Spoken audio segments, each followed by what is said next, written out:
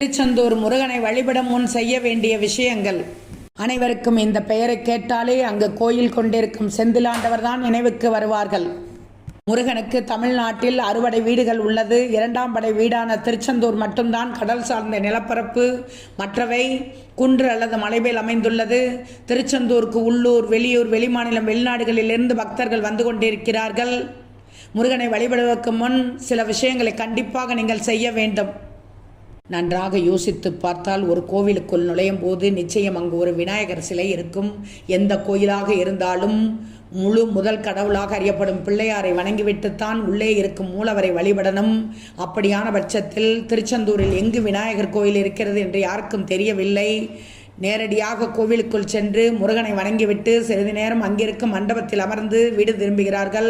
ஆனால் முருகன் கோவில் செல்வதற்கு முன் சில இடங்களுக்கு செல்ல வேண்டும் என்று சொல்லப்படுகிறது.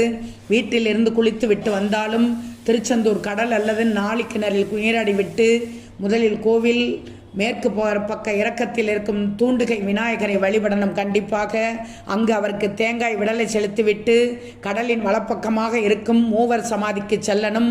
அங்கிருக்கும் காசி சுவாமி, ஆறுமுக சுவாமி, மௌன சுவாமி ஆகியோர் திருச்செந்தூர் முருகன் கோவிலில் சிதிலமடைந்த போது புரணமைத்தவர்கள் ஆவார்கள்.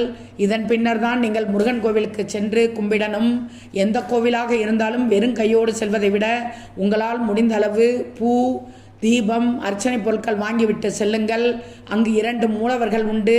தனியாகவும் வள்ளி தெய்வானை சமேத சண்முகராகவும் முருகனை பார்க்கலாம். கூட்டமாக இருக்கும் நாட்களில் கருவறைக்கு பின்னால் இருக்கும் பஞ்சலிங்க தரிசனத்திற்கு மக்கள் அனுமதிக்கப்படுவதில்லை. வாய்ப்பு கிடைத்தால் அங்கேயும் வணங்கிவிட்டு வாருங்கள்.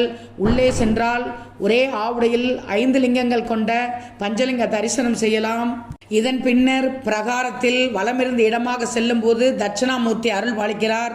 கண்டிப்பாக அனைத்து கோவில்களிலும் மூலவர் தவிர்த்து நீங்கள் வணங்க வேண்டிய மிக முக்கியமான கடவுள் தட்சிணாமூர்த்தி. இவரை வழிபட்டால் செல்வ வளம் பெருகும், ஆன்மீக நம்பிக்கை அதிகரிக்கும், வாழ்க்கையில் இன்னல்கள் நீங்கும். தொடர்ந்து பிரகாரம் முழுக்க வலம் வந்த பிறகு கோயிலின் வடக்கு பக்கத்தில் வள்ளி குகை இருக்கும். அங்கேயும் சென்று வழிபடணும். கடற்கரையில் இருக்கும் ஐயா வைகுண்டசாமி கோயிலுக்கும் சென்று வழிபடுங்கள். கோவிலுக்கு சென்று வழிபாடு நடத்தியவுடன் உடனடியாக நீங்கள் வீடுக்கு திரும்பக்கூடாது. சிறிது நேரம் பிரகாரத்தில் இளைப்பாறிய பின்னரே வீடு திரும்ப வேண்டும்.